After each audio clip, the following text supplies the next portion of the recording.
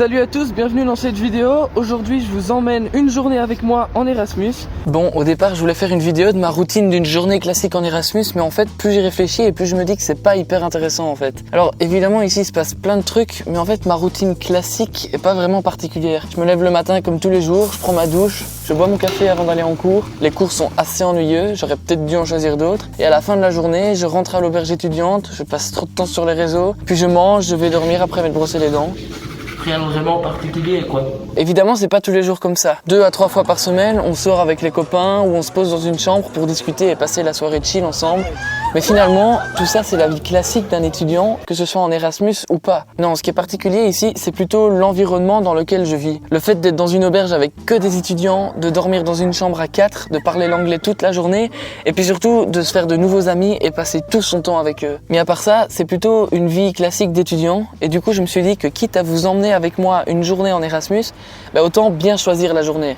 Et aujourd'hui c'est une journée un petit peu particulière parce que c'est la fête nationale ici en Lettonie. En tout cas une des fêtes nationales du pays. C'est le 105e anniversaire de la déclaration d'indépendance le 18 novembre 1918. Il y a pas mal de festivités dans toute la ville tout au long de la journée. Donc je vais essayer de suivre un peu le planning et d'aller voir toutes les choses qu'il y a à aller voir. Et au soir je vais aller voir une star internationale. Je vous en dis pas plus, je vous laisse voir dans la suite de la vidéo. Et là maintenant tout de suite la première chose qu'on va aller voir c'est le défilé militaire, puisque dans un peu plus de 20 minutes l'armée va lancer son défilé pour la fête nationale et donc on va aller voir ça tout de suite. C'est parti, je vous emmène avec moi. Bon, a priori je suis pas du tout intéressé par le monde militaire, du coup les défilés comme ça c'est pas ce qui m'excite le plus, mais je voulais quand même aller voir par curiosité et puis surtout c'était vraiment à ne pas rater parce que tous les habitants de la ville étaient présents et en fait c'est ça que j'ai trouvé intéressant, c'est plutôt de regarder les gens. On voyait que c'était important pour eux de fêter leur indépendance, ce qui est plutôt logique quand on voit toutes les occupations et les oppressions qu'ils ont subies pendant les derniers siècles. Donc les gens venaient entre amis, en famille,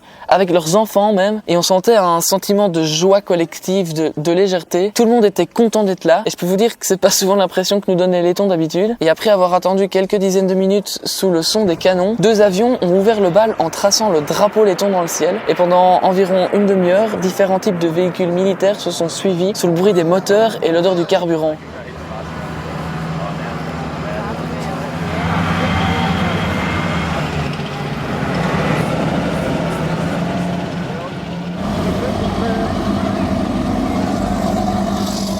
Après le défilé, j'ai suivi le mouvement vers le centre-ville en espérant que ça allait me mener vers un autre événement.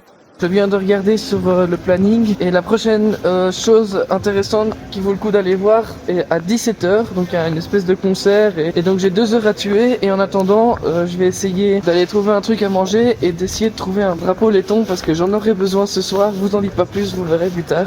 Je vous donne un indice, allez. J'ai trouvé à manger mais pas de drapeau, donc ça va être la mission pendant les 2 heures, c'est trouver un drapeau quelque part, je sais pas où mais on va trouver. Ça c'est fait, on va pouvoir aller au concert, ça commence dans 15 minutes, j'entends déjà de la musique donc à mon avis ils sont en train de faire les dernières balances et les dernières rectifications. Bon, finalement je suis resté maximum 10 minutes. En fait il était organisé dans une salle d'un musée beaucoup trop petite pour accueillir tout le monde. J'ai beau être arrivé à l'avance, la salle était déjà full et j'ai essayé de me faufiler entre les gens mais finalement je voyais quand même rien et j'ai préféré sortir. Et en fait j'ai bien fait parce qu'un peu plus loin dans la ville, juste à côté du Monument de la Liberté, un grand groupe de musiciens, de chanteurs, etc. faisait une répétition générale de leur concert du soir. Ils ont enchaîné des chants lettons, probablement traditionnels car une bonne partie du public fredonnait parfois avec eux les paroles. La nuit commençait à bien tomber et l'ambiance était la même qu'au matin. On ressentait vraiment un sentiment d'unité. Tout le monde était là pour la même chose et était heureux de partager un moment ensemble.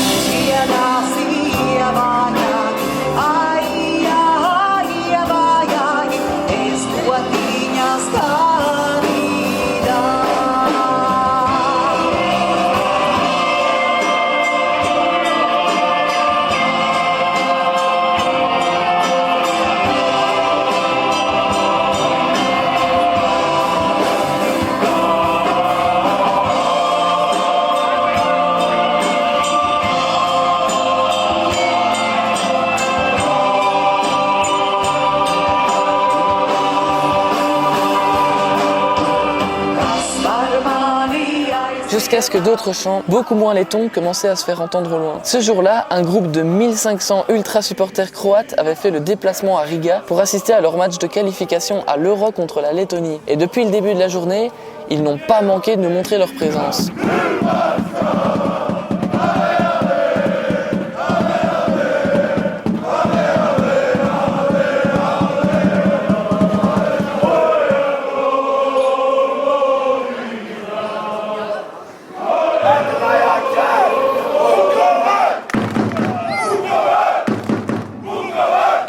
Jusqu'à présent, ils étaient restés aux terrasses des bars et ne dérangeaient pas les festivités lettonnes. Mais là, ils devaient passer devant le concert pour se rendre au stade. Ils sont alors arrivés en chantant à pleine voix, mais quand ils ont compris que ce n'était peut-être pas l'endroit ni le moment pour leur chant de supporters, ils se sont mis à crier Latvia, qui veut dire Lettonie, tout simplement. Latvia, Latvia, Latvia, Latvia, Latvia. Ils se sont dirigés vers le stade sans faire de bruit pour ne pas déranger le concert. Je pense que ça a vraiment fait plaisir aux Lettons de voir un tel respect. Et en tout cas, moi, j'ai trouvé ça super cool. Je viens d'entendre qu'il y avait de la musique un peu plus loin. Donc je vais aller voir ce qui s'y passe. Mais si ça tombe, il n'y a rien. Mais ça vaudra le coup au moins d'aller voir. Il y a l'air d'avoir un concert. Et alors juste devant, il y a plein de gens avec plein de lanternes. C'est super beau. Je n'ai aucune idée de combien de personnes il y avait, peut-être plus de 1000, et on voyait des torches à perte de vue. Avec la musique du concert et le balai de lumière sur la scène, l'ambiance était au rendez-vous et j'avais les yeux aussi écarquillés que les enfants qui étaient là avec leur famille.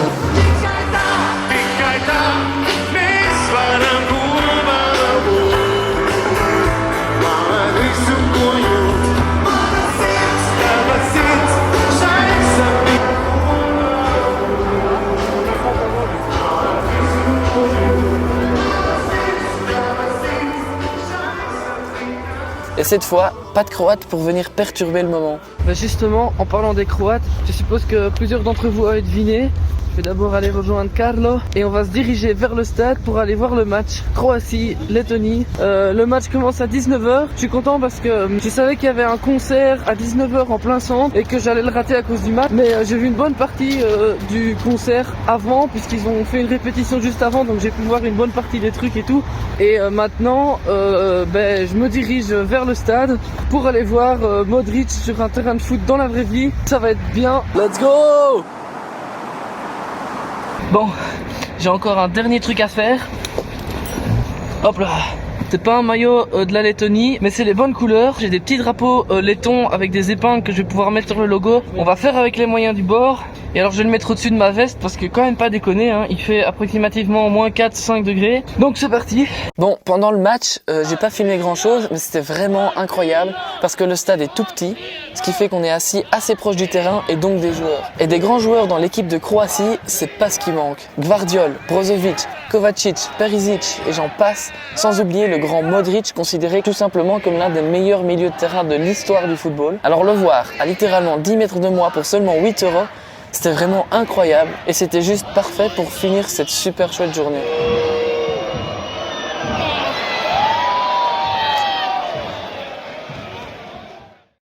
Parce que je vais prendre un ferry de nuit qui va me diriger vers la Suède. Mesdames et messieurs, bienvenue à Nynäs. Je sais pas comment on prononce. Dans 1 heure, j'arrive à la gare de Stockholm. J'ai fait une petite liste non exhaustive de toutes les choses que j'ai envie de voir à Stockholm. Donc le but, ça va être de voir et de faire le plus de trucs possible sur cette liste. Demi-tour, j'ai oublié mes batteries pour l'appareil photo dans mon sac. Je retourne à l'auberge chercher mes batteries. Est-ce que je serais pas en train de valider 2 objectifs sur la liste en un?